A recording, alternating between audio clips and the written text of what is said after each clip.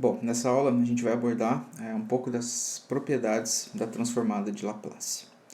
A gente já viu algumas operações com sinais aí no domínio do tempo e como essas operações se refletem no domínio da frequência. Isso nos capítulos anteriores. E aqui a gente vai apresentar como que essas operações no domínio do tempo se refletem aí no domínio S, no domínio de Laplace. E como as transformadas de Laplace e a transformada de Fourier, elas estão aí relacionadas, né? Elas são parecidas, têm propriedades parecidas, sendo a transformada de Laplace um pouco mais abrangente que a transformada de Fourier. Então, como elas são semelhantes, as propriedades que a transformada de Laplace vai ter, elas vão ser muito também semelhantes às propriedades que a gente já viu lá para a transformada de Fourier. E então o que a gente vai fazer nessa aula vai ser ver as propriedades da transformada de Laplace de maneira bem breve, e eu vou deixar as provas formais aí das propriedades, as provas matemáticas de lado, e elas podem ser acompanhadas com exemplos também no livro que apoia a disciplina, o Oppenheim Sinais e Sistemas. Então, a primeira propriedade que a gente pode falar, a gente já abordou essa propriedade até em aulas anteriores, na transformada de Laplace, é a linearidade. Né? Quando a gente faz os cálculos de transformada de Laplace e transformada inversa, a gente implicitamente está usando essa propriedade de linearidade. Então, essa propriedade diz que a gente tiver um sinal x1 com transformada x1s e um x2 de t com transformada x2s, cada um com a sua própria região de convergência. Uma combinação linear desses sinais no tempo equivale a uma combinação desses sinais no domínio S de Laplace. E a região de convergência resultante vai ser uma região que contém a interseção entre essas duas regiões. Então note que a gente precisa especificar uma região de convergência e essa a especificação não é tão óbvia, né? Não é a união das duas regiões de convergência, ou nem só a interseção, é um pouco além. Então a gente precisa analisar caso a caso, certo? E isso vai ser o caso para todas as propriedades da transformada de Laplace. Quando a gente combina duas transformadas de alguma forma, a gente também combina de alguma forma, que pode ser mais simples ou mais complexa, as regiões de convergência, certo? A outra propriedade que a gente viu importante no contexto lá de transformada de Fourier foi a propriedade do deslocamento no tempo. E lá naquele contexto de transformada de Fourier, quando a gente tem um sinal no tempo, que é uma versão deslocada do sinal original, a gente tinha no domínio da frequência, domínio de Fourier, um deslocamento de fase. Né? Então aqui é muito parecido, a gente vai ter a nossa transformada de Laplace resultante sendo a transformada de Laplace original multiplicada por um termo aqui exponencial. E a região de convergência neste caso, dessa transformação, é a mesma.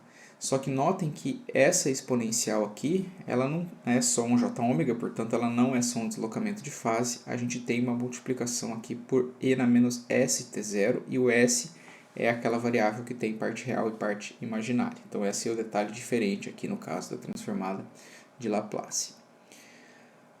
Da mesma forma a gente tem o deslocamento, né? O espelho desse aqui seria o deslocamento no domínio S.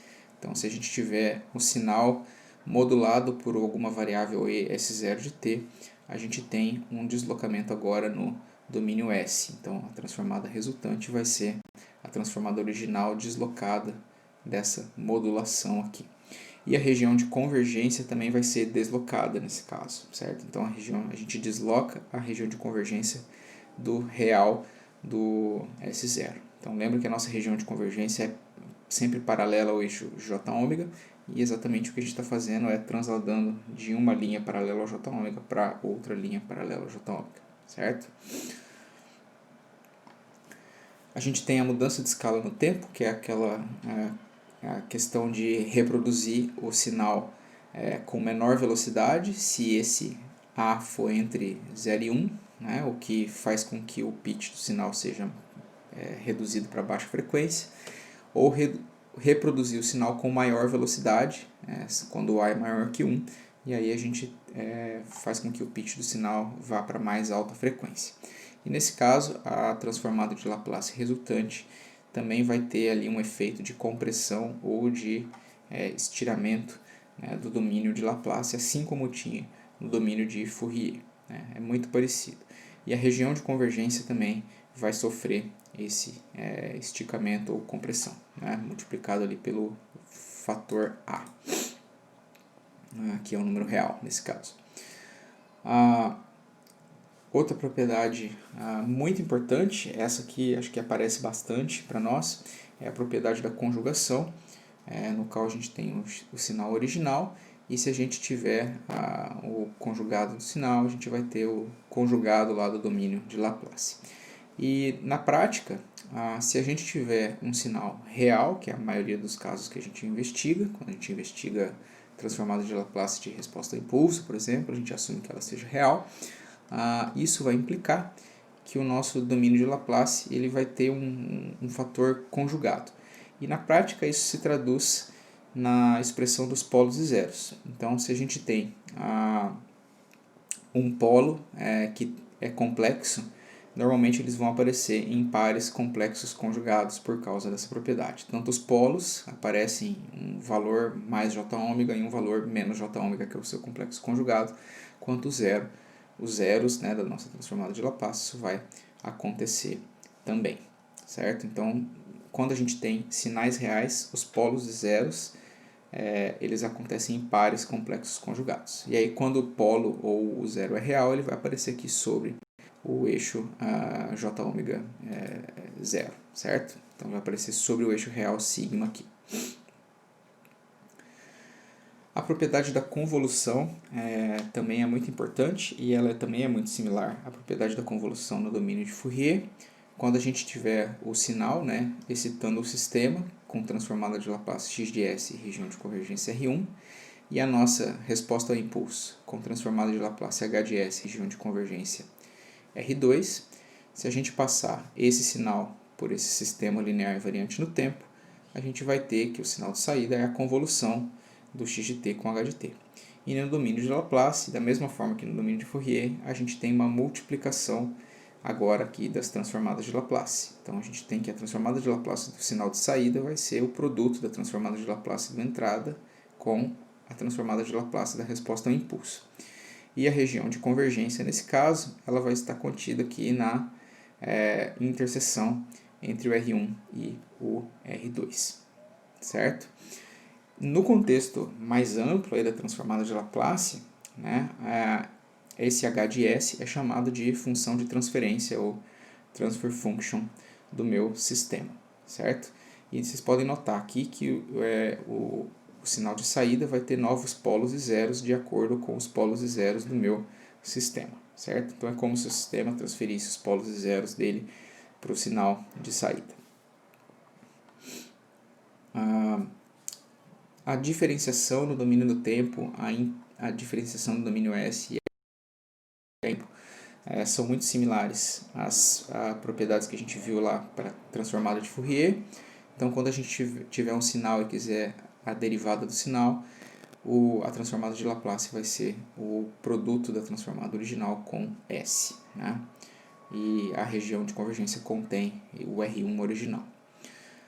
Da mesma forma, se a gente multiplicar o meu sinal no tempo pelo t, a gente vai ter que a transformada de Laplace é a derivada do x de s original.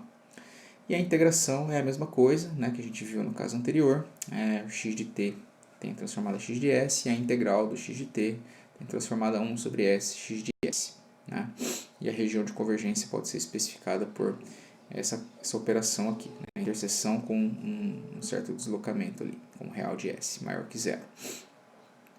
Isso porque a gente adiciona um polo aqui, que é esse 1 sobre s, né? Por isso que tem essa especificação aqui do real de s ser maior que zero, porque a gente vai ter um polo em s igual a zero, né? Adicionado ali na minha transformada de Laplace. E diferenciação no tempo e integração no tempo tem a ver exatamente com aquela coisa de medir deslocamento e querer calcular a velocidade, nesse caso, ou de medir a aceleração e quiser calcular a velocidade, no caso da integração no domínio do tempo. E, por fim, a gente tem o teorema do valor inicial e o teorema do valor final. E esses teoremas servem para calcular o valor inicial do meu sinal no tempo, que pode ser calculado por meio do limite dessa expressão aqui, quando s tende a infinito do sx de s. Então eu consigo calcular o valor inicial do meu sinal no tempo, ou consigo calcular para onde que tende no t a infinito o meu sinal no tempo, sendo o limite do sx de s quando s tende a zero. Então esses dois teoremas são importantes aí para calcular tanto o valor inicial do meu sinal quanto o valor final do meu sinal. Certo? Então, por hoje era isso, de forma breve, aí as propriedades da transformada de Laplace. Eu sei que é uma aula mais acelerada em termos de apresentar essas propriedades, mas a gente, de fato, precisa mais conhecê-las e saber como usá-las do que ter provas formais de todas elas. Tá? Então, por isso, eu toquei num ritmo um pouco mais rápido essa aula. Tá bem? Até mais.